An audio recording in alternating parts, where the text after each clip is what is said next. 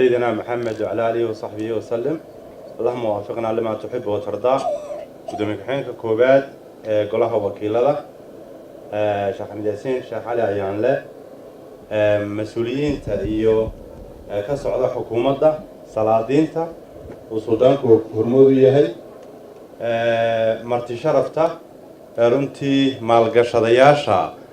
maanta mashruucan mubashir kadan xaqana inuu fadhino hormud uu yahay Cabdiraxmaan komishineerada komishanka doorashooyinka qaranka dhammaan marti sharafta kale assalaamu alaykum warahmatullaahi wabarakaatuh ilaahay baa marka koobaad mahadnaq ilaahay kadib farxad weyn bay maanta noo tahay inaan idinkala soo qayb galno munaasibadan dhagax dhiga loogu sameynayo warshadan cusub ee Boundary Miles ee soo saari doonta daqiiqda sida qorshaysan runtii Cabdiraxmaan iyo Dr. Cismaan iyo tiimkooga waxaan ku bogaadinayaa kuna ammaanayaa dhiirashada ay ku dhiiradeen in ay waddankoogii maalgashadaan in investment ama dhaqaalaha caddiga leeg inay u soo badheeraan oo u yimaadaan in waddankoogii oo cusub oo aan maalgashiyo farabadan hore looga sameyn haddana dhiirashada intaa leeg inay sameeyaan runtii waan ku bogaadinayaa ganacsigu dhiirasho iyo sacrifice kama maarmo waa uu baahan yahay ilaa aad dhiirato ood ku dhiiratana kama goon gaadhid markaa waan runtii idinku bogaadinayaa xukuumad ahaanna diyaar waxaan u nahay inaan idin gacan qabanno idin kaabno idin soo dhaweyno xukuumadda madaxweyne Muuse Biixi Cabdi waxay runtii dhiiri gelinaysaa kaalinta koobaadna siinaysaa inay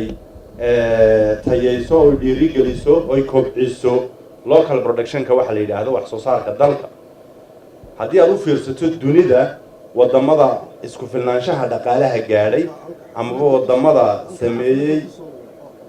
wadamada sameeyay horumarka dhaqaale haddii aad u fiirsato waxaad arkaysaa in waddan waliba uu isku filnaansho ka gaadhay local production-ka baahida ummadiisa dalkiisa iyo dadkiisa oo wax soo saarka dalkiisa la kobciyay marka inaguna wax soo saar waddankeenu ma laha oo ma samayno marka runtii waxaan boorinaynaa dhiiri gelinaynaa inaynu samayno wax soo saarka dalka inaynu kobcino oo inagu gacmaheena wax kula soo baxno marka runtii shirkadda waan boorinayaa warshadan